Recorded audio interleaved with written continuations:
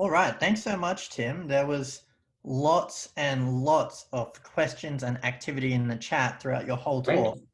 So I think that just shows how interested everyone actually was in understanding these weird and wacky things to do with the quantum world. Indeed. So maybe I can just go ahead and ask you our first question, which is from Aiden. If you could see atoms by the naked eye at a human scale, how much space would there be between the atoms and other particles? How much space would there be between the atoms in other particle? So like Right, in okay, so two this, neighboring atoms. mhm. Yeah, so this would depend on what type of material. So it would be different for a metal. For example, metals are the way they are. They're very hard because we take lots of atoms and stack them together very neatly in rows, and then we form sheets. And so atoms stacked upon atoms, stacked upon atoms, and they can be very closely packed together. But Also, really there's a lot of empty space, right? There's a lot of empty space there in is, atoms. yeah. So there is a lot of empty space. So you would be taking this atom, and in a metal, they can even share electrons. They exchange electrons with the atoms nearby.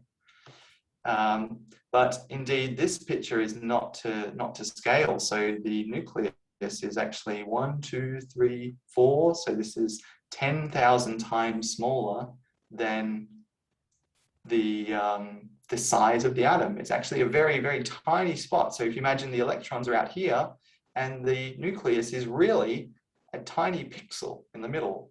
I think I've heard an example, I haven't checked it myself, but that if you were sitting inside the MCG, the Melbourne Cricket Ground, the nucleus would be a grain of rice in the middle. So that's how much empty space is inside them. And then between them, not as much, but depends on the type of material. Do you have another material, James, that you know?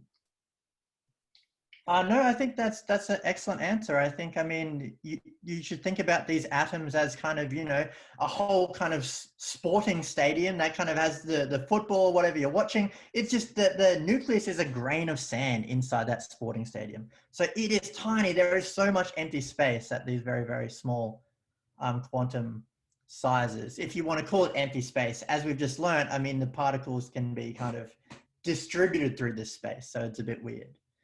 But classically thinking, yes. Okay, cool. So Elizabeth asks, is everything made up of atoms? E.g., what about dark matter? Right. I haven't mentioned dark matter and dark energy for good reason that I don't know. And I don't think anybody really knows, but it is a great question because it is a huge problem. I mean, regular matter we know it's only 5% of the universe. So really, we only know how to describe 5% of the universe.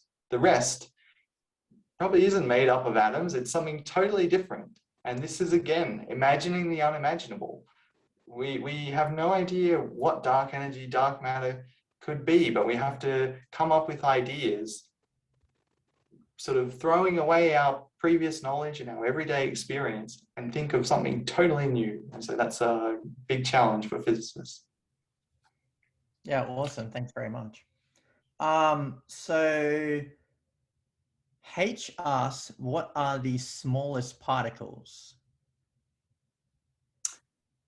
What are the smallest particles? So what we know of is that the electrons around atoms, we can't break it apart and we can't excite it.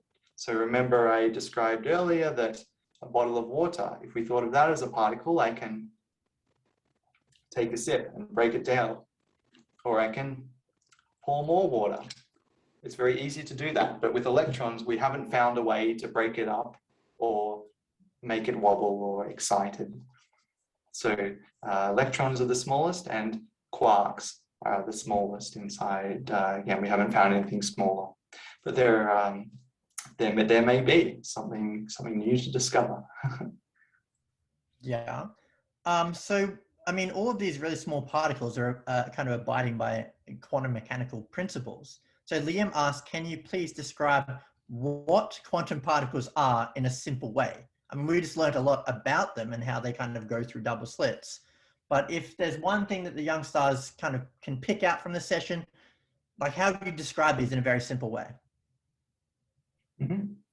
So a quantum particle, these, as you say, these are all examples, but what really is a quantum particle?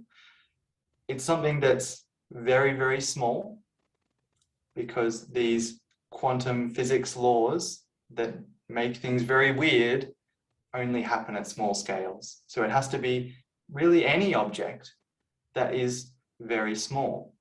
And so that's the core, is that when we go to these small scales, weird things happen because we can't describe it as a single point. We have to describe it as that fuzzy blob that I showed, the wave function. We have to consider that many weird things could happen. That's the key idea of a quantum particle. Do you have anything to add, James? Oh, I think this is a very nice description. When you think of quantum particles, young stars should kind of think of it's like a particle, but it's fuzzy. You can see this kind of fuzzy blob here. And that means it's kind of more spread out all over space than the typical classical particle, which just occupies one fixed point in space. These particles are fuzzy, they're spread out. That's why they kind of behave like waves and particles simultaneously. So yeah, awesome. So I think it's Oskark asks, what are different states of matter? So this is kind of maybe a more kind of, we've been talking about individual particles here, but matter is more of a collection of particles. So this is kind of like the collective behavior of many, many quantum particles. So what are the different states of matter, Tim? So there's three big ones. There's gases and liquids and solids. So if you take water, the gas, I mean, there's water around us in the atmosphere all the time, but it also forms clouds. And those clouds, the gas, all the little water molecules come together and group together, and then they can form a liquid. And then if you cool them down more and more and more, you form ice, which I've got plenty of this behind me in my background. And so ice is the solid form of water. So that means that the atoms are all kind of just sitting there. They're vibrating a little bit, but they're all locked together. It's like they're linking arms with each other. Whereas when you've got a liquid, it's a bit more like a soccer field. Everybody's running around all over the field, running about. And then a gas would be giving those soccer players jetpacks so that they can fly off outside the stadium wherever they want to go. So this is what makes up different states of matter, is how those atoms actually behave. Awesome, thanks so much. So we can understand even these kind of bulk properties from individual atoms. I really like that.